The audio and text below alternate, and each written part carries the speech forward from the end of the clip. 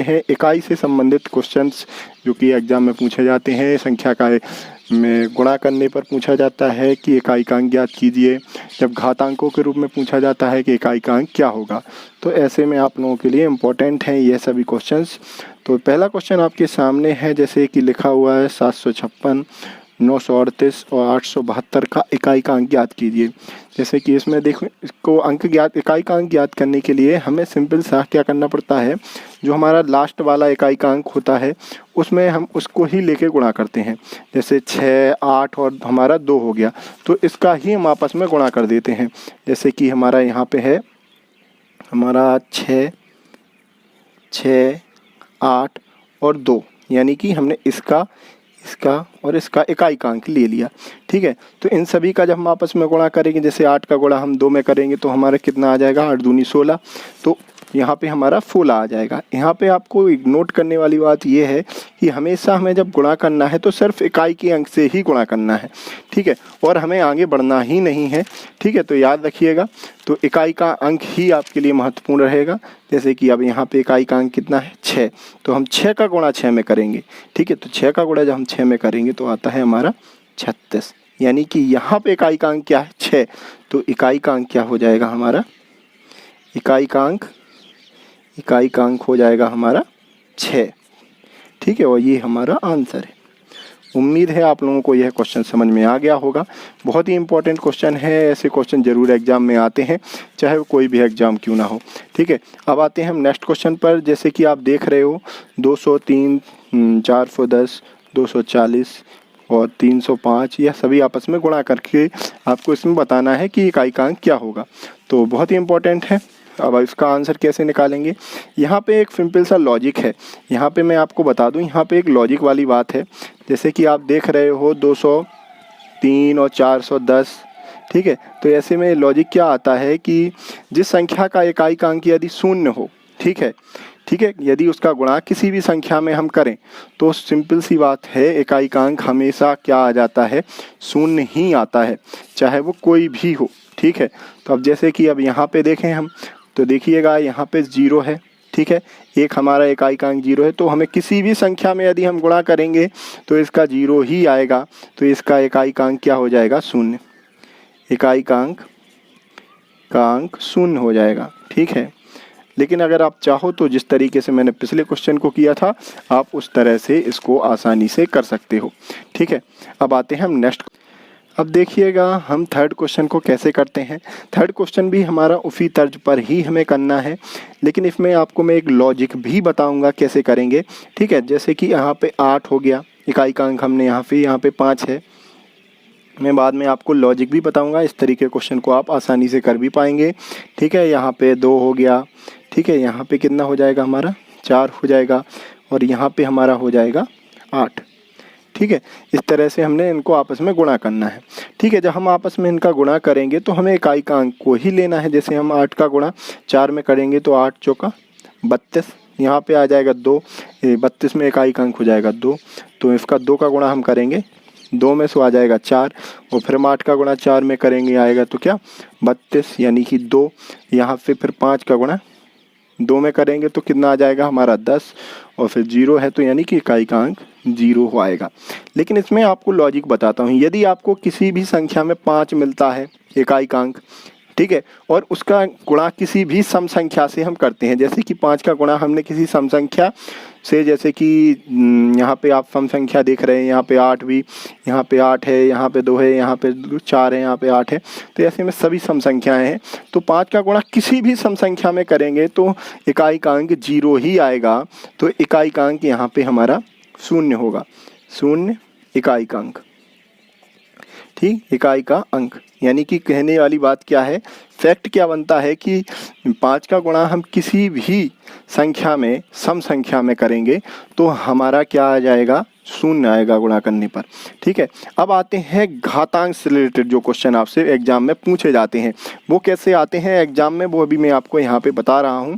जैसे घातांक के लिए, जैसे कि ये क्वेश्चन है आपके सामने, आप जैसा कि देख रहे हो, घातांकीय संख्याओं का इकाई का अंक, ठीक ठीक है, ज्ञात करना है, जैसे कि 1570। तो इसके लिए मैं आप लोगों को यहाँ पे बता दूँ, जैसे कि ये हमारे क्वेश्चंस हैं, तो इनको ज्ञात करने के लिए हम करते क्या है सबसे पहले, तो इसके लिए हमें क्या करना है कि जो हमारी घात होती है उसको हम डिवाइड करते हैं। कितने से डिवाइड करते हैं? 4 से डिवाइड करते हैं, ठीक है। तो जैसे 67 है तो 67 को हम 4 से डिवाइड करेंगे।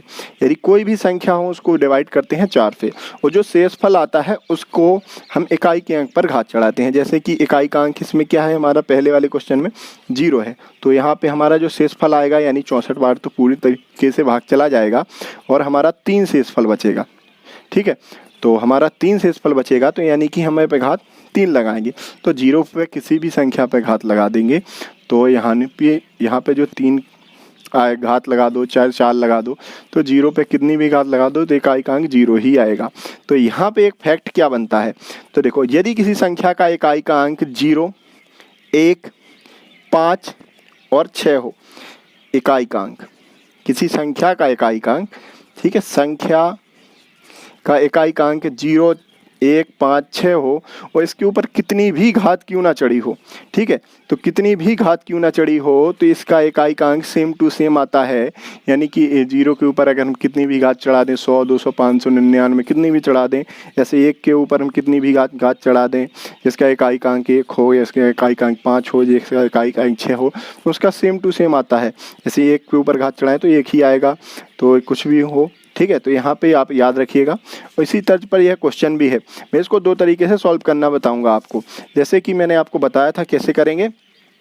तो 1570 है, तो 1570 में हमें क्या है, इकाई का अंक लेना पड़ता है, तो इसका तो आपको याद होगा, तो इसका इकाई का अंक 0 हो जाएगा, इकाई का अंक 0 इकाई होगा, ठीक है। तो इसका तो क्या हो जाएगा, 0 हो जाएगा।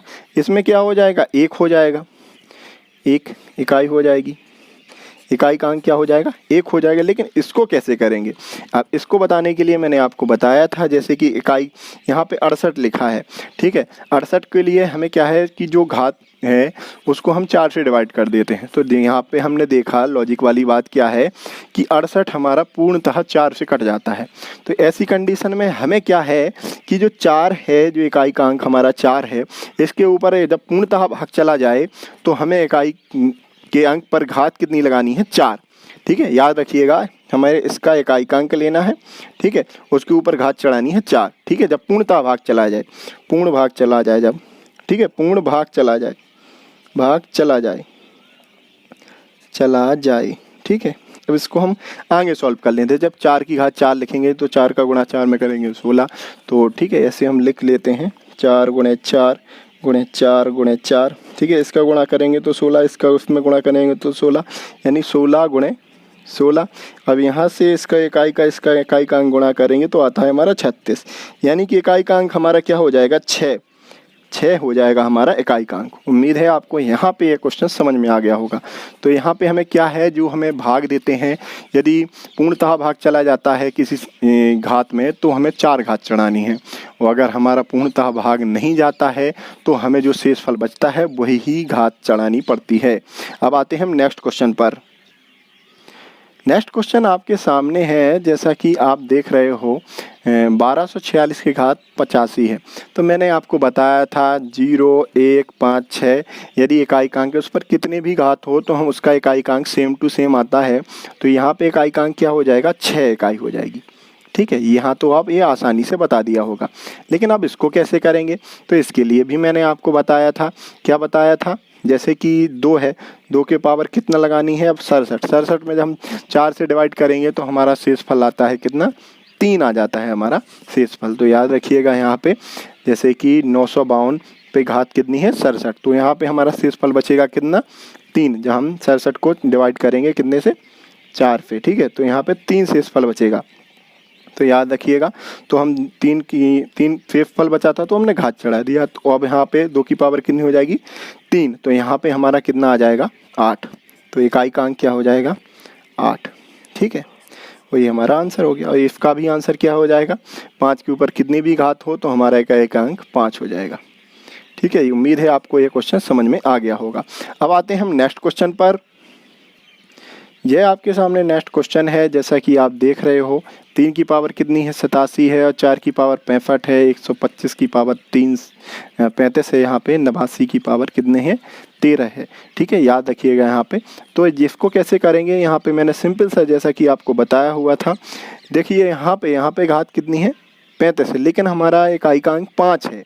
ठीक है, लॉजिक भी हमें याद रखना है। इकाइकांक कितना है 5 है, तो इकाइकांक किसी जब हमारा 5 होता है, जब हम किसी भी सम संख्या से उसका गुणा कर देते हैं, तो याद रखिएगा उसका गुणा किसी भी सम संख्या, जैसे हमारा 4 है, यहाँ पे क्या है सम संख्या है। ठीक है, जब हम इसका गुणा कर देते हैं, जब 5 का गुणा हम सीधी सी बात है 4 से करेंगे तो हमारा क्या आ जाएगा 0 आ जाएगा। ठीक है, तो 0 हमारा इकाइकांक हो जाएगा, इकाई का अंक हो जाएगा। ठीक है, उम्मीद है आप लोगों को यहाँ पे समझ में आ गया होगा, क्योंकि 5 का गुणा यदि हम किसी भी सम संख्या में करेंगे तो इकाई का अंक 0 ही आना है। ठीक है, अब आते हैं हम नेक्स्ट क्वेश्चन पे। नेक्स्ट क्वेश्चन बहुत ही इंपॉर्टेंट है, ऐसे क्वेश्चन जरूर एग्जाम में आते हैं, तो थोड़ा हार्ड है उससे रिलेटेड। अब यहाँ पे देखिएगा आप 592 पे पावर कितनी है 80 है। तो मैंने बताया था जब पूर्णतः भाग चला जाए, तो इसको मैं थोड़ा डिटेल से बताता हूँ आपको। यहाँ पे जब हमारी घात होती है तो हम घात को डिवाइड करते हैं कितने से 4 से। ठीक है, जब पूर्णतः भाग चला गया, यहाँ पूर्ण भाग गया। ठीक है, गया। ठीक है, जब पूर्णतः भाग चला जाए, ठीक है, तो हमें घात लगानी है कितनी 4 लगानी है घात। जब हमारा पूर्णतः भाग नहीं जाता है, जो शेषफल बचता है, शेषफल जो बचे, ठीक है, वही घात चढ़ाएंगे, नहीं तो वही घात चढ़ाएंगे, लगाएंगे या फिर चढ़ाएंगे। ठीक है, याद रखिएगा। जैसे 592 है, ठीक है, तो यहाँ पे पूर्णतः भाग चला गया तो हमारी 2 की पावर कितनी हो जाएगी 4। यहाँ पे 60 में भी चला जाएगा तो 8 की पावर भी हमारी लगेगी 4। ठीक है, तो यहाँ पे अगर हम इसको सॉल्व करेंगे तो कैसे करेंगे, यहाँ पे जब हम 2 की पावर 4 लिखते हैं तो 16 आता है, तो यानी कि इकाइकांक कितना आ जाएगा 6। ठीक है, और 8 का गुणा 8 में करेंगे तो 8 8 64 होता है, और फिर 8 का फिर 8 में करेंगे तो ऐसे करेंगे तो 4 का गुणा 4 में करेंगे तो 16 ही आएगा, उसका भी इकाइकांक वही बनेगा। तो यहाँ पे जब हम इसका गुणा करेंगे तो 36 आता है, इकाइकांक कितना हो जाएगा हमारा 6 इकाई हो जाएगी। उम्मीद है आपको ये भी क्वेश्चन समझ में आ गया होगा। अब आते हैं हम नेक्स्ट क्वेश्चन पर। नेक्स्ट क्वेश्चन आपके सामने है, जैसा कि आप देख रहे हो यहाँ पे 1373 की पावर 36 है माइनस 1442 की पावर 20 है। तो इकाई का अंक यहाँ पे आपको ज्ञात करना है। तो बिल्कुल सेम टू सेम प्रोसेस रहेगी। यहाँ पे बीच में माइनस का चिन्ह है, लेकिन याद रखिएगा बीच में हमारा यहाँ पे माइनस का चिन्ह है। तो हम जैसे यहाँ पे घात कितनी लगाएंगे, 36 में पूर्णतः भाग जाता है ना, तो 4 लगाएंगे घात। ठीक है, यहाँ पे कितना आ जाएगा, 2 की पावर कितनी आएगी 4 आ जाएगी। ठीक है, अब हमें घटाना किस तरीके से वो इम्पोर्टेंट है। जैसे कि यहाँ पे 3 की पावर 4 है, तो यहाँ पे 3 की पावर जब 4 है तो जब हम इसका गुणा करते हैं तो 81 होता है, यानी कि 1 आता है इकाई का अंक। ठीक है, और 2 की पावर 16 यानी कि 6। अब देखो 1 में से तो 6 जाता नहीं है, तो 1 का मतलब हम कितने मानते हैं 11 मानते हैं, और 11 में से जब हम 6 घटाएंगे तो हमारा आता है 5। तो 5 हमारा इकाई का अंक हो जाएगा, इकाई का अंक। ठीक है, उम्मीद है यह भी क्वेश्चन आपको अच्छे से समझ में आ गया होगा।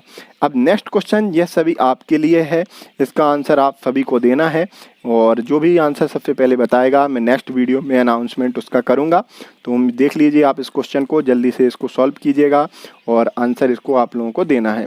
ठीक है, नेक्स्ट क्वेश्चन, यह क्वेश्चन आपके लिए है। अब नेक्स्ट क्वेश्चन मैं आपको बताता हूँ। अभी मैंने माइनस से रिलेटेड बताया था, प्लस से रिलेटेड बताता हूँ। ठीक है, वह कैसे करना है, जैसे कि आप क्वेश्चन है 258 की पावर 100 है।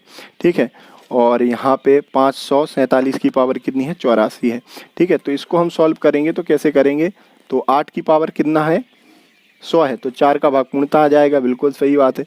7 की पावर कितनी आ जाएगी, ये भी जाएगा, तो यहाँ पे प्लस का चिन्ह आएगा। ठीक है, बीच में क्यों, क्योंकि यहाँ पे प्लस का चिन्ह था। ठीक है, अब हम इसका गुणा करेंगे, 8 का गुणा 8 में करेंगे तो 64, फिर से करेंगे तो यहाँ भी 4 या 4 का गुणा हो जाएगा। कैसे किया मैंने, शॉर्ट तरीके से मैं कैसे करता हूँ, जैसे 8 का गुणा 8 ऐसे लिखता हूँ, मैं आपको बताता हूँ मैं फास्ट कैसे कर पाता हूँ। जैसे 7 7 7 7। ठीक है, मैंने इसका 8 का गुणा इसमें किया तो आया कितना 64, ठीक है। इसका गुणा इसमें किया तो 64 आएगा, यानी इसमें 4 बचेगा, इसका 4 आएगा, ठीक है। तो मैं इसको डायरेक्ट ही कर लेता हूँ, तो इसका गुणा इसमें कर लेता हूँ तो आ जाता है 16, ठीक है। प्लस यहाँ पे 49 और यहाँ पे 49, तो यहाँ पे इसका 9 का गुणा 9 में हो जाएगा, तो कितना आ जाएगा 81, ठीक है। जब हम इसको जोड़ेंगे तो क्या आ जाएगा, इकाई का अंक 7 आ जाएगा, तो यही आंसर हो जाएगा 7 इकाई, ठीक है। ठीक है, याद रखिएगा, बहुत ही इंपॉर्टेंट क्वेश्चन है आप सभी के लिए। उम्मीद है दोस्तों आप लोगों को वीडियो अच्छा लगा होगा। तो वीडियो यदि अच्छा लगा हो तो वीडियो को लाइक शेयर, चैनल को सब्सक्राइब करना बिल्कुल भी ना भूलें। मैं आप लोगों के लिए इससे संबंधित वीडियो लाता रहूँगा। वर्ग 3 की भी तैयारी मैं करा रहा हूँ और NTPC के लिए पेपर तैयारी करा रहा हूँ। तो वीडियो को जरूर लाइक कीजिएगा, चैनल को सब्सक्राइब कर लीजिएगा। मिलते हैं नेक्स्ट वीडियो में, तब तक के लिए जय हिंद दोस्तों।